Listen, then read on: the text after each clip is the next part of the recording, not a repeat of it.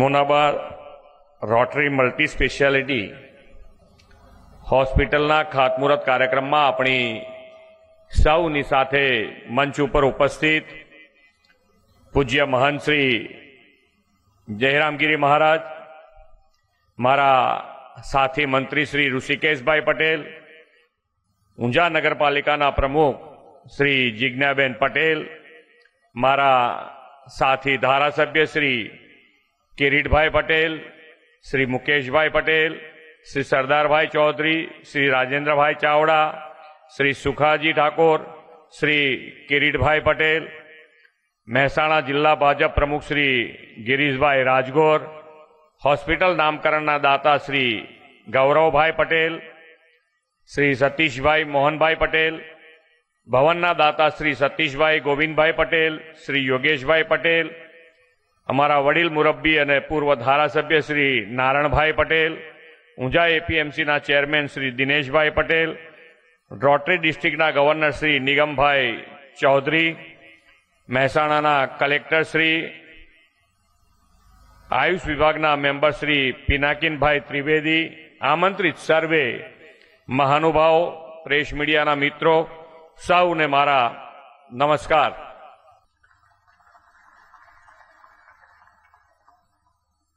Chairman Kiritbhai અહીંયાના ધારાસભ્ય છે. મેં કીધું તમારે ચેરિટી તો ઘેરથી જ શરૂ કરવી પડે ને. હવે ઓછા આપ્યા કે વધારે આપ્યા એ તમારે નક્કી કરવાનું. મને કેપેસિટી ખબર ના હોય ને ક્યાંક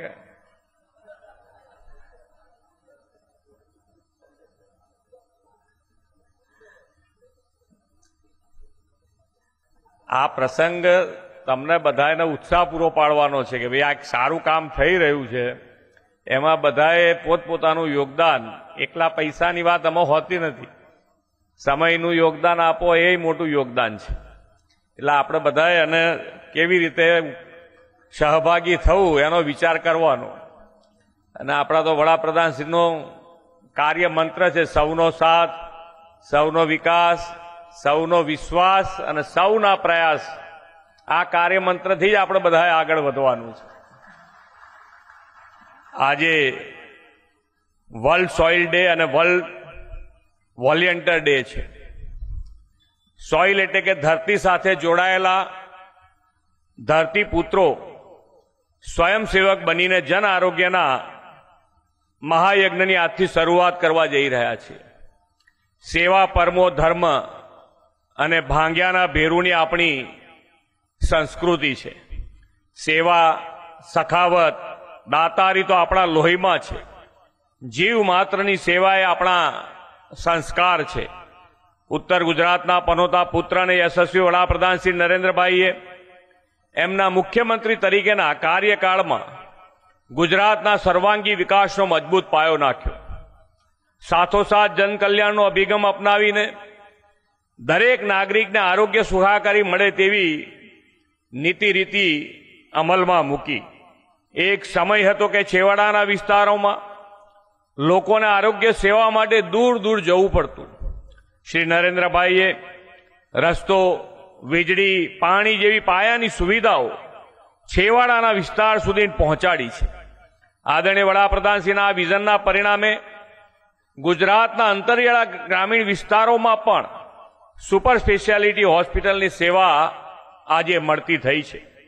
વડાપ્રધાન શ્રી નરેન્દ્રભાઈએ વિકસિત ભારતના નિર્માણનો જે સંકલ્પ કર્યો છે તેમાં સ્વસ્થ ભારતને મહત્વનો પિલ્લર ગણાવ્યો છે. વડાપ્રધાન તરીકેના તેમના સેવા દાયિત્વમાં પાછલા 11 વર્ષમાં તબીબી સેવાઓની સાથે તબીબી શિક્ષણમાં પણ મોટા પરિવર્તન આવ્યા છે. અહીંયા જ્યારે માનનીય વડાપ્રધાનશ્રીએ મુખ્યમંત્રી હતા ત્યારે મેડિકલ સીટો આખા ગુજરાતની 1175 હતી.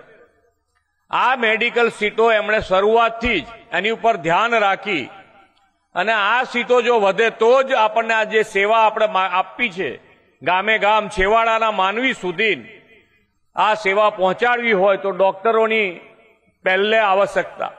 અને એ આજે આપણે કહી શકાય કે દર વર્ષે આ 1175 માંથી વધારી અને આજે 7,000થી વધુ ડોક્ટરો દર વર્ષે આપણને મળતા થયા છે.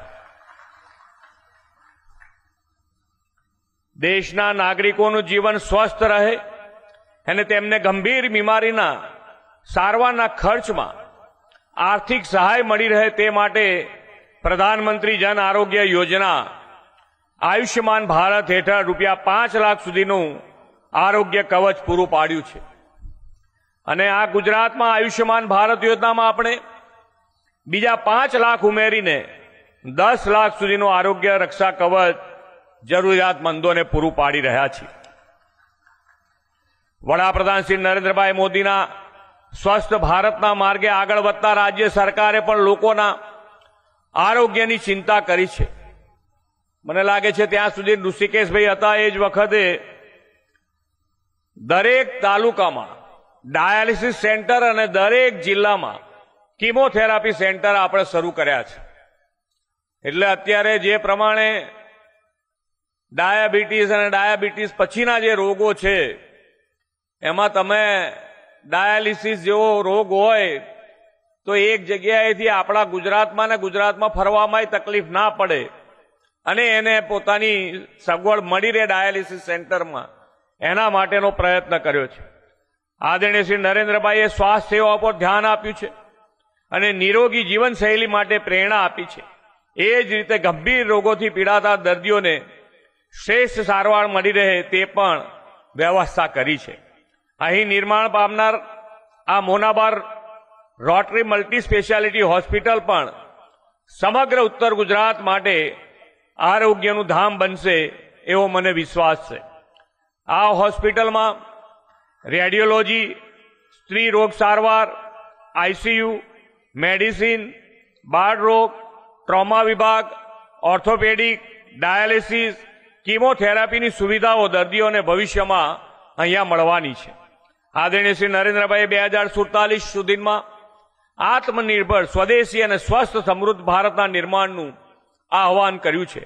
આપણે સ્વદેશી વસ્તુઓને પ્રમોટ કરીને તથા વોકલ ફોર લોકલ અને લોકલ ફોર ગ્લોબલનો મંત્ર અપનાવીને આત્મનિર્ભર ભારતનો ધ્યેય પાર પાડીશું એ જ અપેક્ષા સાથે વિરમું છું.